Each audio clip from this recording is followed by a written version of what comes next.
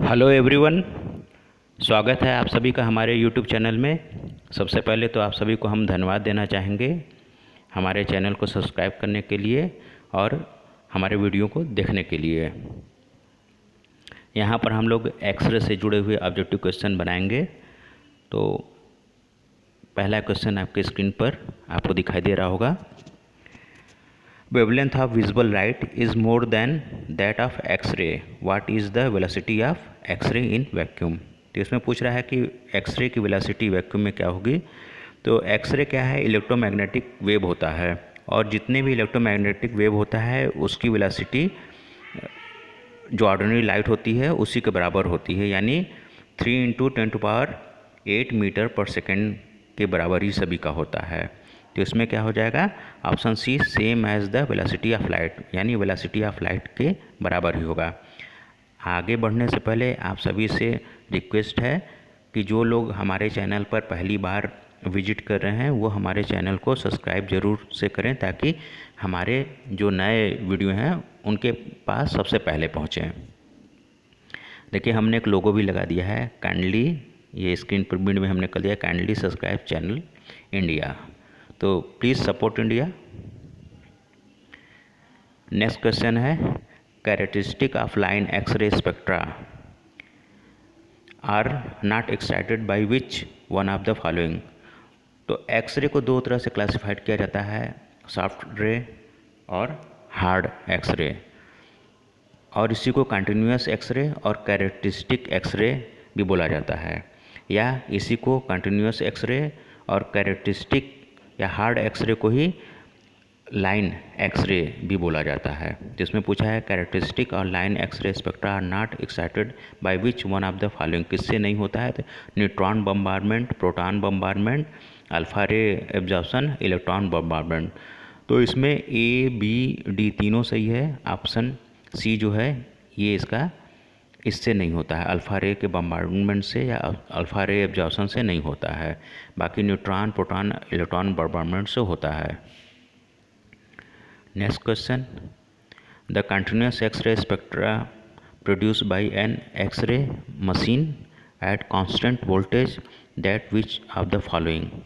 तो ए है maximum wavelength, minimum wavelength, minimum frequency, single wavelength.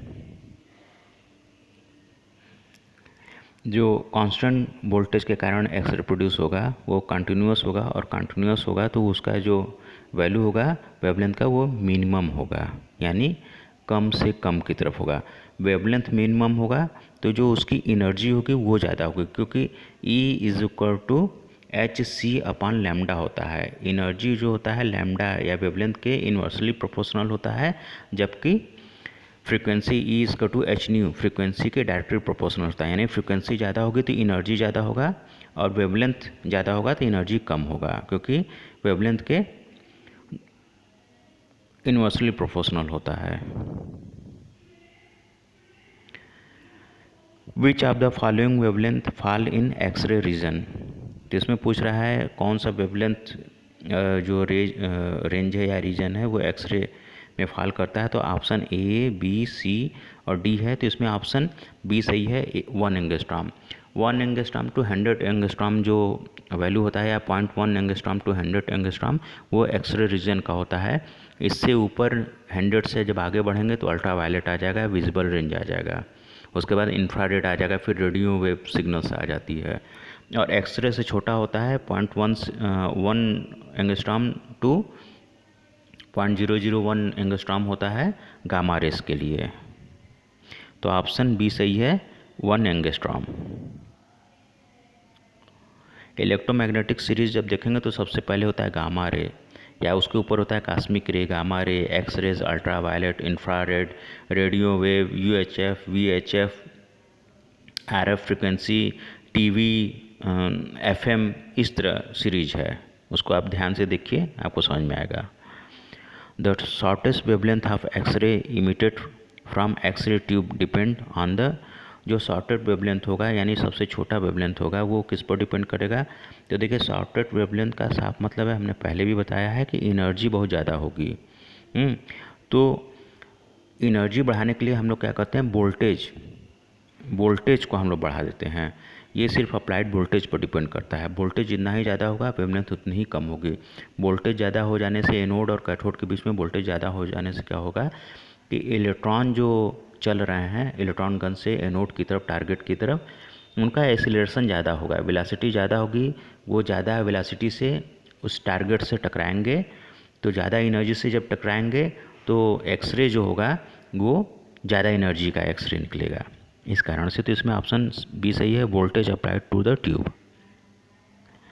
Next question, the wavelength of X-ray is the order of, इसमें पूछ रहा है कि एक्सरे का वेवलेंथ किस ऑर्डर का होता है।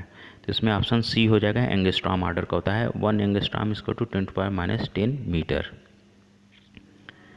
14 क्वेश्चन आ गया है, electromagnetic theory demands that the acceleration of any charge particle must be accompanied by the emission of electromagnetic wave. X-ray are also electromagnetic wave. Why the target in a X-ray tube is bombarded with high speed electron only? तो इसमें option देखिए बड़ा अच्छा question है, theoretical है, अभी जो हम डिस्कस कर रहे थे उसी के बारे में पूछ रहा है। Electron have the smallest possible charge, electron mass is very small, electron are common constituents of all matter, electron can be produce by conveniently. इसमें ऑप्शन बी सही है, electron mass is very small. Electron का mass कम होता है तो जब ये accelerate करता है तो एनर्जी बहुत ज़्यादा स्टोर कर लेता है। एनर्जी जब बहुत ज़्यादा स्टोर कर लेता है एनोड या टारगेट से जब टकराता है तो हाई एनर्जी का एक्सरे प्रोड्यूस करता है। तो इस वीडियो में हम 8 क्वेश्चन को सॉल्व कर रहे हैं और 8 क्वेश्चन के लिए आपको नेक्स्ट वीडियो देखना पड़ेगा। लास्ट में जाने से पहले काइंडली सब्सक्राइब चैनल इंडिया, आप इस लोगो को देखिए और हमको सपोर्ट कीजिए। सपोर्ट कैसे करना है, हमारे चैनल को सब्सक्राइब करके। धन्यवाद हमारे वीडियो को देखने के लिए।